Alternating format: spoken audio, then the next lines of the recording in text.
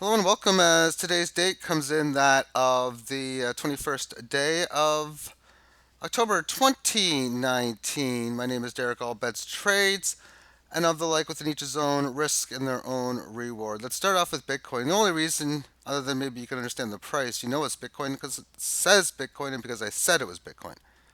You read it or you hear it. I put in the dates.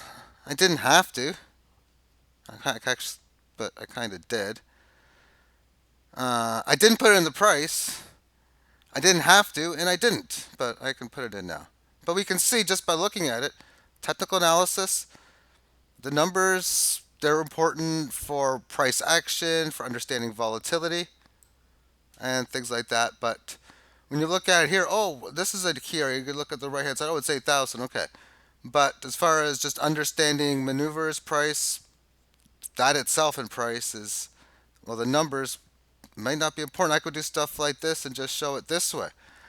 Percentage moves, and that could work maybe even easier for some people. But enough about that. Let's just go into the normal kind of stuff. Technical analysis amongst first the Bitcoin price, which had a nice little run yesterday from 10 o'clock in the morning, hitting the resistance top. It is yet to surpass, albeit close, at 1600 hours, 4 p.m.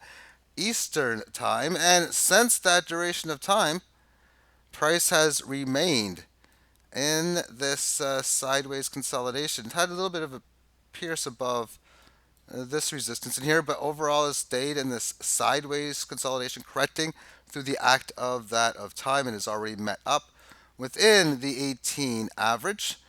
And whenever you have a significant key move, key low, key high, and you really haven't done any price correction at all, well, if there is going to be any without it going higher, where's the obvious spot? Again, I don't need to look at the price. I just need to go somewhere here. But if you're putting orders and stuff like that, yeah, I kind of want to do something at 80-50. So, yeah, numbers are very important. Moving on to the daily term, this level of previous resistance is in the 9,000s range, 94 to like 98, 99, 10,000. And since then, this is just even more of a bull flag or sideways move since this last down move. So we've seen it happen short term on the up, more or less short term or more longer term on the downside. Price action for quite some time has managed to stay within the 18, getting a little above here, little below here, but just a lot of this sideways action. So the moves that we've been having has really taken it from the bottom end of this range and to the middle end of the range, and it's still got a little bit of work, basically up to about 86, 8700, just to get to the upper end. Getting to the upper end, breaking above that, that's when we'll be talking about well into the 9,000s, up to about 10,000, and breaking down below the support. I'll be looking anyway, at price action to come somewhere in the low 6,000 area. On the triple day term, we had this descending triangle from the key low to the key high, and significant break below when it did go below this level here. And this is a sideways consolidation amongst this, which is now caught up within this newly declining 18 average. Support has already been established. So via such, stage one, band flattening out. Stage two, establish a level of support and reversal of stench. Stage three, come back in one way or this way through time to the band. And stage four would be break clearly that of established support. So amongst this time frame, if we do see price action really going below 74, well, that would put this into, for me, a bear market territory. If this general area is support or is a key low, and price action comes up to here, this is that spot where bear markets, you can oftentimes establish the low, come to where you came from, make new low. That's one of the methods. And the other one would be a failed breakdown, which is where you go down below a key level noticeably, but not too much, and that is the relative or the bottom. And then soon or somewhat thereafter that, it's been a few periods, so it's not a long time yet. It comes back not only to this previous level of resistance, but it doesn't resist it. At least if it does for a higher low. And then it gets back into the area above where that key level was. And of course, we can see in here that's in the low 92, 9300 ish area. And then gets back into the congestion range it was before, which from this would tell me between 9,300 and 10,400. And this area here would be, okay, that's telling me the failed a breakdown is in spot. And decent amount, oftentimes, if that's the case, you're going to have a decent leg after that, which is a decisive move or fast move that I said. I say failed move from fast move. I like the word decisive, meaning if it gets above here and it holds in that, we most likely would at least go to previous high. And then, of course, getting above this, then we're talking long term, that 20,000. So many other things as well there. Now, last week I said within gold and silver, until it leaves its correctionary phase, I'm not going to be covered. Silver's up today, but it's not above 18. So I will not be showing the silver charts until it at least gets away from the 17 number, as its involvement is just boring. So it's just one quick update on that. So it's close, but hopefully it'll break out soon. Or if it'll break down, Bitcoin will go up. I'll buy more and I'll talk about that. But it's not really doing too much. Not much volatility. My biggest of my plays, my biggest losers are down 3.2, 3.5, and 2.5% against that of Bitcoin. And my top gainers, Bitcoin Cash 2.8%, H bar, but I mean, not much is going on. I've made zero trades in the last 50 hours ish, and I've pretty much made about 25, $30, $50 worth of trades in the last 70, which was that's how small that trade was. Therefore, what do I have on the horizon? Well, amongst some of my crosses, and this is not the price that's old, not the unupdated gold and silver prices, but I trade Bitcoin Cash Litecoin. This is a percentage move since I last traded it, and I mean they're all long ago it seems. Ratio of Bitcoin Cash and Litecoin was 3,800. Now it's 42, up 9.22% since then. So I suppose I could liquidate some Bitcoin Cash into Litecoin, but I'd like a little bit of a better gain. And all these low numbers in here, there's nothing I can do here. We got Sky and Go. Ratio was 85. Now it's down to 79. So that would be a situation where I would be doing that of selling Go Chain to buy Sky. And then below this is close to 9% as well, which has Theta overperforming Go. This is an interesting situation, which is why I'm bringing this up, other than the low volatility factor, and then nothing else below that at all. So those are the only three that would be on the horizon. But I could make a trade here. But it would be kind of, I feel, it would be kind of pointless in rake payments to I hope the volume's still fine because I changed the volume on my set that's not connected to the computer, so it should be still fine. But the volume went up one notch by mistake, but because I accidentally pushed up on my, well, we'll call it the television set. But I've had volumes issues before. Let me just check my volume on here. Is it still fine? Yeah, my microphone says it's working still. I haven't had the problem since I figured out what it was, so that's good. Anyway, so one says to sell Go, one says to buy Go because this number was 9. It's now close to 10. That means it's higher. The number on the left is winning, so I would be thus selling that. Of course, the number on the right here would be that. So I would have to sell Theta pretty much to buy Sky.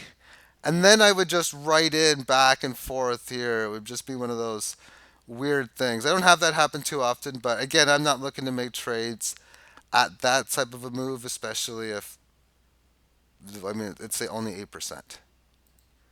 And if I look at these three ratios that I brought up, first the Sky and Go, and this thing can still go down a lot more. It's only up to the 18 average of highs now. So I could even just by that wait to get a better ratio. If it happens to support here, and then we go up higher and it goes up to here, well, I'll just, okay, I missed out on the trade here and I'll just take the new one here. That's how it goes. And then we have the Theta and Go. And in this case, after this long sideways consolidation between 9 and a third and 12 and a quarter, it could still go up a little bit higher from where it stands now. So waiting for a ratio price to get into maybe around this 10.4, 10.6 number. I could see how I might think that's a bit better of a wait when I look at that, especially if there's not much volatility. At any given time, something can just have a decent spark and And if I could, yeah, there's just not much profit overall, I think, in making my trades now. And then the Bitcoin Cash and Litecoin. Now, mathematically speaking, I got such higher stakes on this that going for 6, 7, 8% trades isn't really not bad, really. But I also look at the price action in here, which had the sideways consolidation, and then after establishing this level of support down in here, has been in the sideways range. But over the last couple of days, I see the earlier stages of a breakout pattern. So, do I really would I really want to sell this chart right now at 422.4 when which I technically can, and I buy and sell it really. Not I'm not gonna say all the time because technically no, but if I were to go long or sell, I would think, you know what, it looks like this is a nice little breakout. It can go up another 2, 3, 4% as this moves forward. On the 1 hour, and I have an alert here, so I kind of think I want to edit it a little higher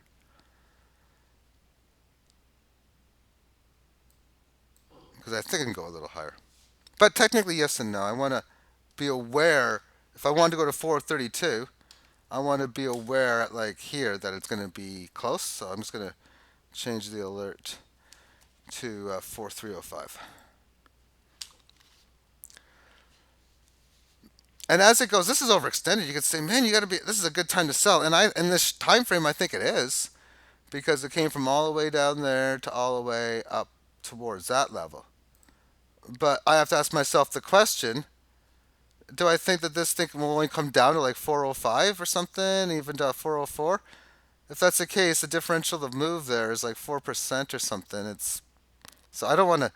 Even though I think there might be a good short-term play to sell here to buy back here, I don't even know if it would be. I just don't want that volatility. So given how the daily chart is showing nice little breakout patterns, I realize if there is any correctionary phases down towards these previous spots, that I'm going to be given the benefit of the doubt of a spot where it could easily bottom. But not only that, I know breaking above this could have a spectacular move.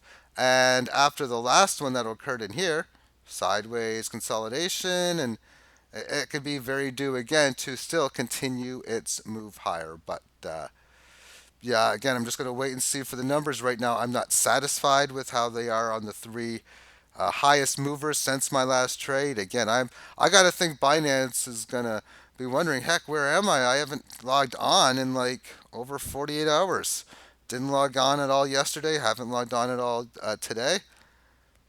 I expect I will, but if the market keeps doing this or what it's not doing what I want it to do, which is actually really move for that matter, then there's not much I can do. Now, if you're trading this type of volatility like the Forex, oh, I'm waiting for the yen and the dollar or the yen and the pound to have a 9, 10% move. Huh.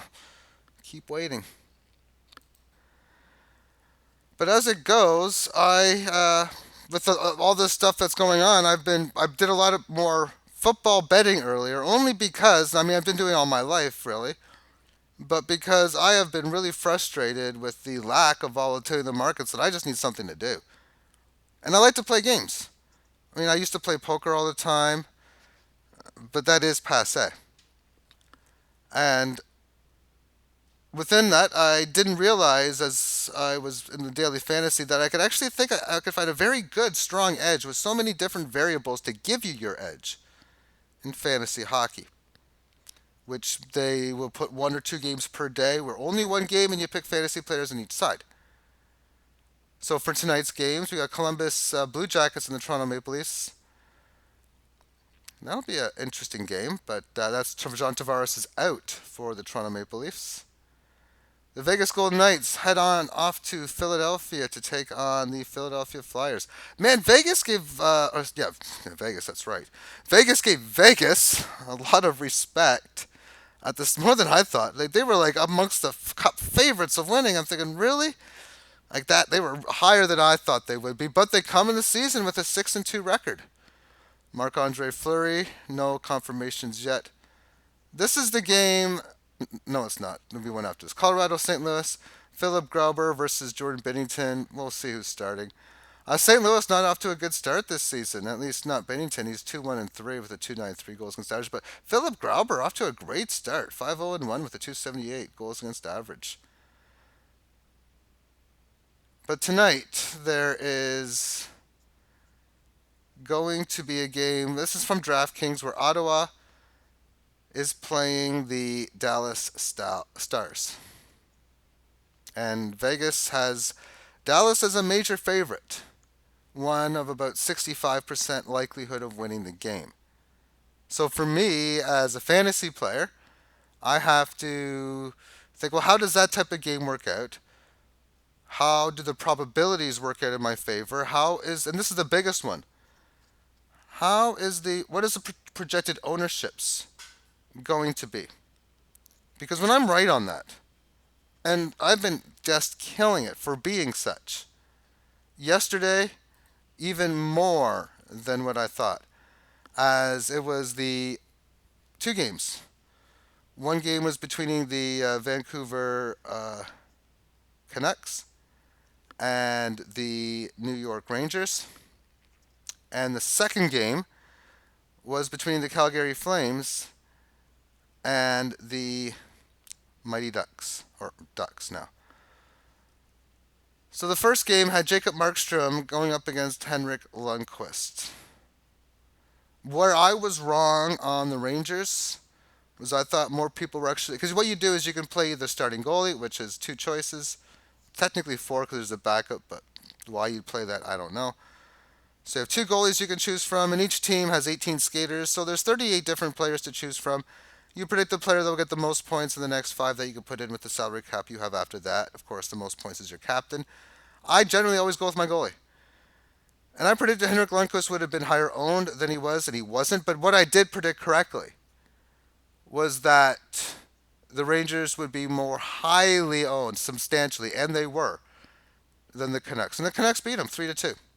It was a win for me. I played on the Vancouver Canucks on the fantasy because of the fact of the mathematics that I do.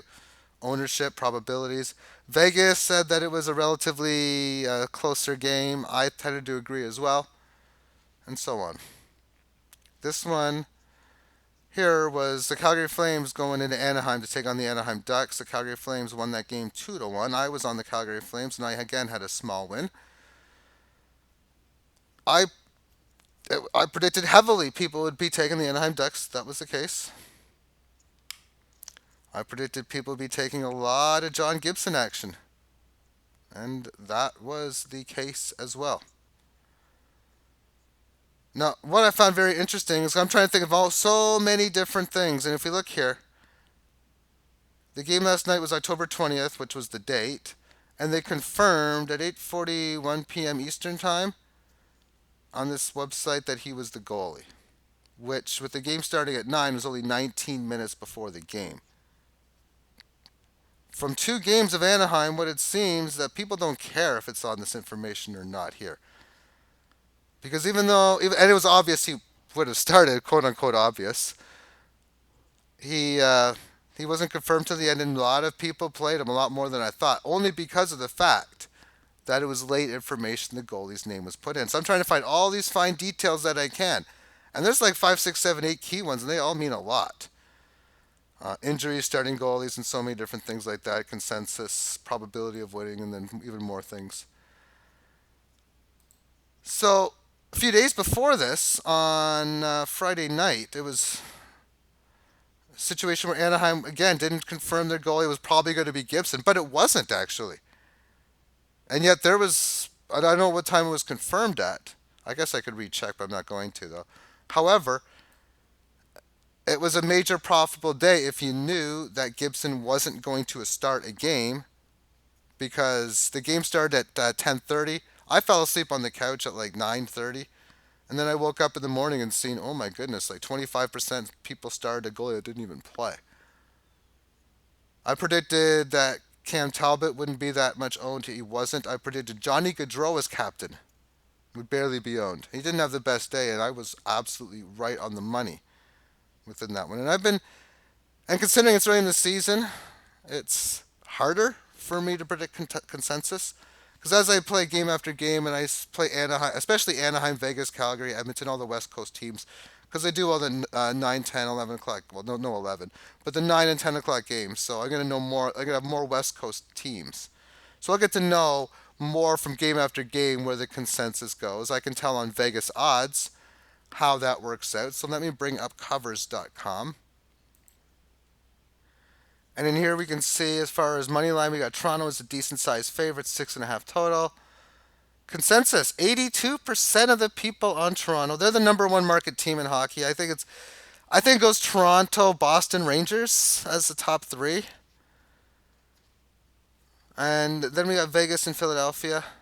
Vegas is a small favorite in Philly and a huge consensus. We see 71% of the people are backing on Vegas. So if this game was on a showdown, I'd be all over the Philadelphia Flyers because the vast majority of the lineups are going to be Vegas based. So I'm going to put my Philly goalie in, probably Hart, put in 4 Flyers, put in 1 Vegas guy. Lineup. Done. I'll probably do more lineups, so. If this was a game in here, interesting one because of what I call the player stud factor. If there's players on a team that are just so studdish, if you will, because everyone likes to play them, Austin Matthews, Mitch Marner, John Tavares, although he's out for this game, is for the Maple Leafs. They have 3 of them. Now they have 2. That you kind of can go with a goalie, which makes Edmonton amazing plays because everyone's going to like playing McDavid and Draisaitl to play the goalie, that is. Goalies are dominant. They really, really are majorly dominant as far as the fantasy production and the parlay and how you play the strategy. Colorado at St. Louis. Here we have 50-50 consensus according to this.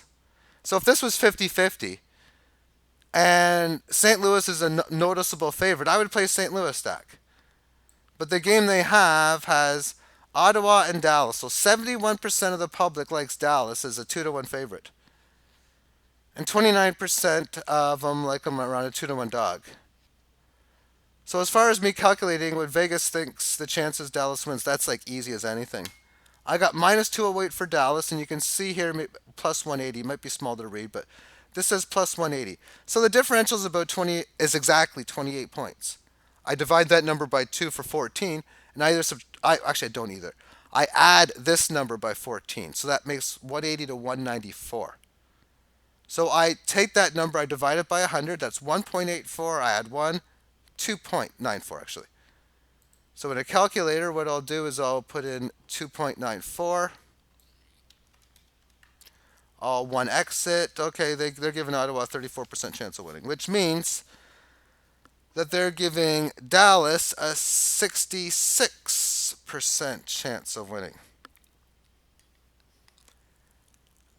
This is where it gets interesting because if I'm going to back a team with a 33% chance of winning, I'm going to hope that 20-25% of the lineups are sender based. So I'm not really betting anything on this, but I do want to get information. I'm getting how it is played as far as just the math on it. And this is another mathematical principle I'm not exactly too sure upon. I do know for sure that the majority of the ownership is going to be Dallas. How large? I'm going to find out. And then, as far as how you play it, one of the things I think of right off the bat is, okay, so 73, like maybe 72% of the captains are going to be Dallas. And then 28% would be Ottawa. So there's going to be some interesting star players that might be worth looking at in this play. But thank you for tuning in, and I'll update more as we continue on forward. Later on, we're going to be going hardcore statistics within the National Football League. Take care.